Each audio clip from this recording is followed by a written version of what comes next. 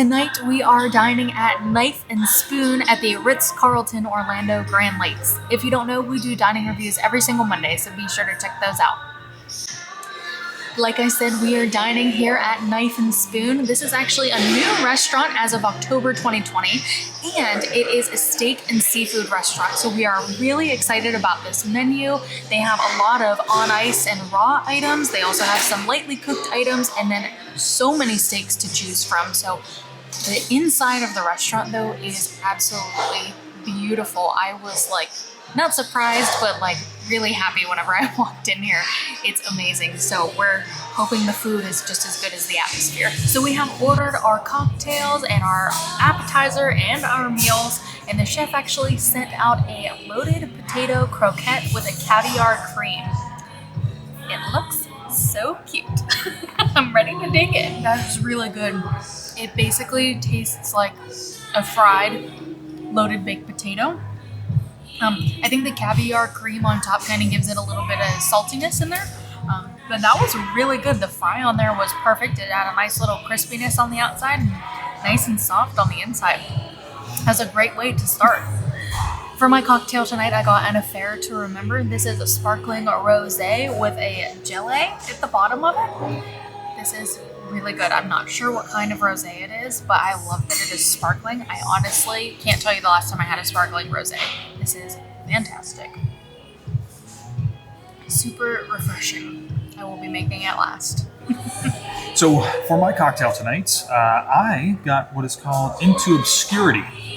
This is Grey Goose vodka, dry curacao, Ancho Reyes, chile liqueur, pomegranate, aloe vera, and orange oil. And it's quite interesting. It is very smooth.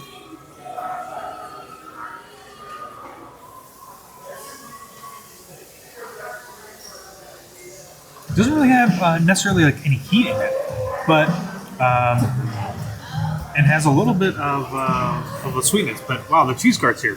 So what we have 9 cheeses here. They're divided in 4 or 5 categories. Okay. Brie cheese, which is a creamy cheese, blue cheese, gold cheese. Those are blended cheese, blended milk cheeses actually. This one is the hard cheese. Okay.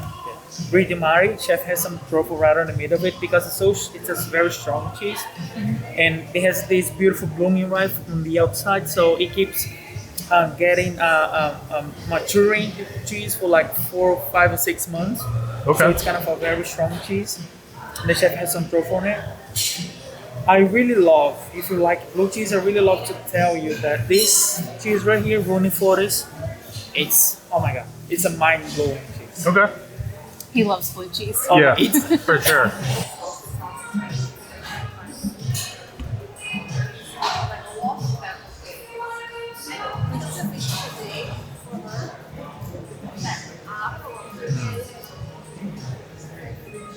Oh man. It has a great smell to it. A little pungy, but it is super smooth. It is so good. I was gonna go right in with the honey, because normally that's a pretty good pairing, is honey and blue cheese, but it really doesn't need it. I mean, it is so smooth, so good. All right, I'm going to go for the brie cheese with the truffle.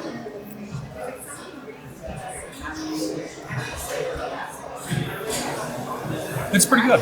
It doesn't have an overwhelming taste of truffle in there, which is really surprising. It actually balances the creaminess of the blue cheese, or of the brie cheese really, really well. And I actually really like it. It's kind of good. I thought that would probably be the one cheese that I did not like the most out of the 3 that I picked. So let me try the hard cheese real quick. It's good. Kind of what I expected. Somewhere in between like I want to say like a cheddar and a Gouda. That might be way off, but that's kind of what I'm feeling. Good. If I rank them, I'd actually do blue cheese first, of course. That brie is actually surprisingly a good second.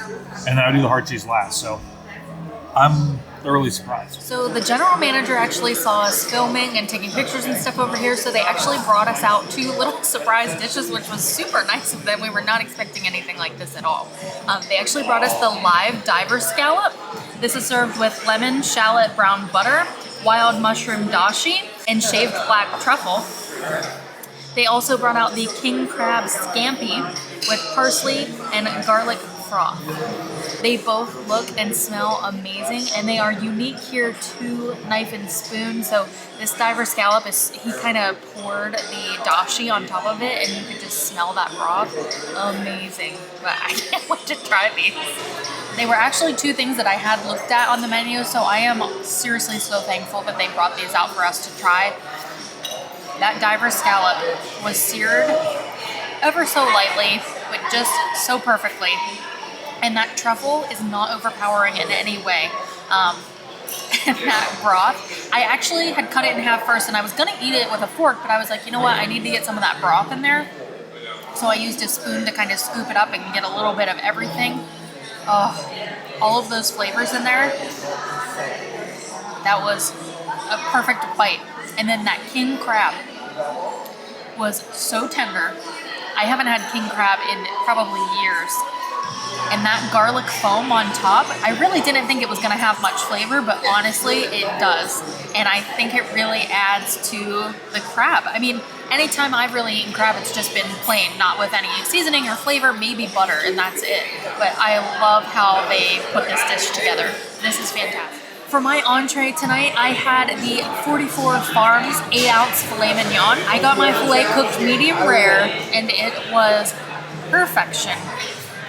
It was cooked completely even throughout the whole entire steak, which I really love. I know sometimes the outside can kind of be a little more well done than the inside, but this filet was literally medium rare the whole entire way throughout. It was a nice hot red center. And the flavor was so good. Like, it was just a seared steak, but it was fantastic. And we did get some sides. We got a mac and cheese, and it was super creamy. It had some breadcrumbs on the top. I mean, it looked delicious when it came out, but the taste was like amazing.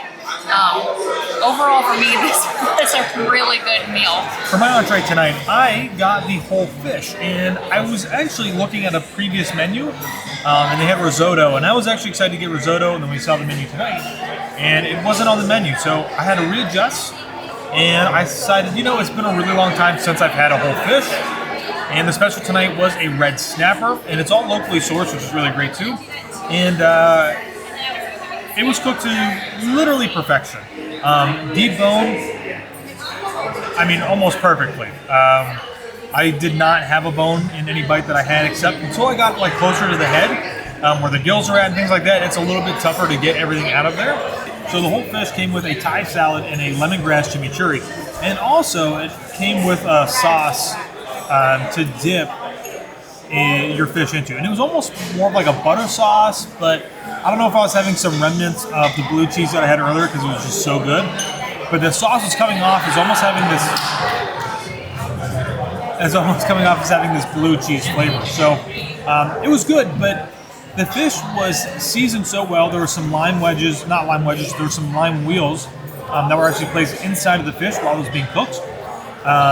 The fish had such great flavor just from the seasoning itself that the sauce to dip in really wasn't required.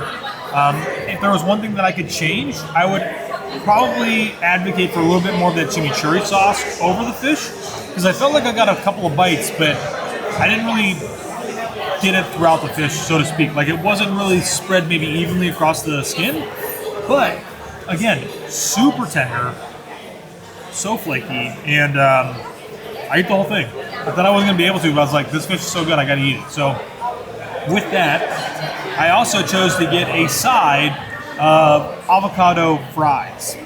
And they were really good.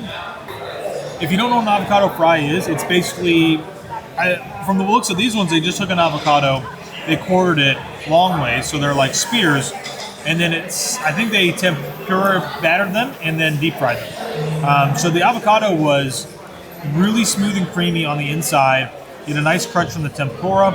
The only thing that I would probably change about it is that maybe they were like a little bit thinner instead of being like larger wedges. And I think our desserts here. So as you guys know, I always like to get a cup of coffee with my dinner before we have dessert. And I guess they have a coffee accompaniment here.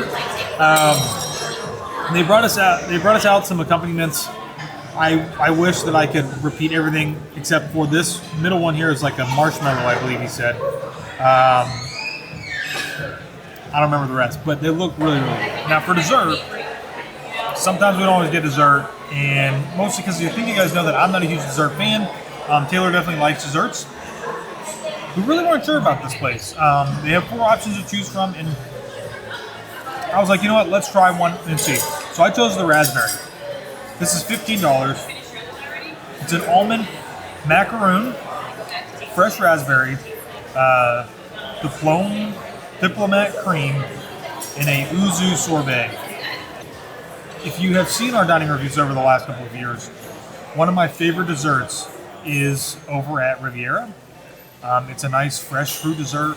This is probably my new favorite one. It has that nice, fresh, light, almost like springy feel to it. Also, it has a beautiful presentation as well, so it makes it great for Instagram. But I love the fresh kind of flavors that are going on in here, especially with that yuzu sorbet and the raspberry mixed with that almond macaroon. It is just fantastic. And you know, if you're coming in here to maybe just sit at the bar and have a few stuff, I don't know if you can get this, but if you can, definitely get it. All right, guys, so we just finished eating inside at Knife and Spoon here at the Ritz Carlton. And it was excellent. It was amazing service, amazing food. It was. Just overall great atmosphere.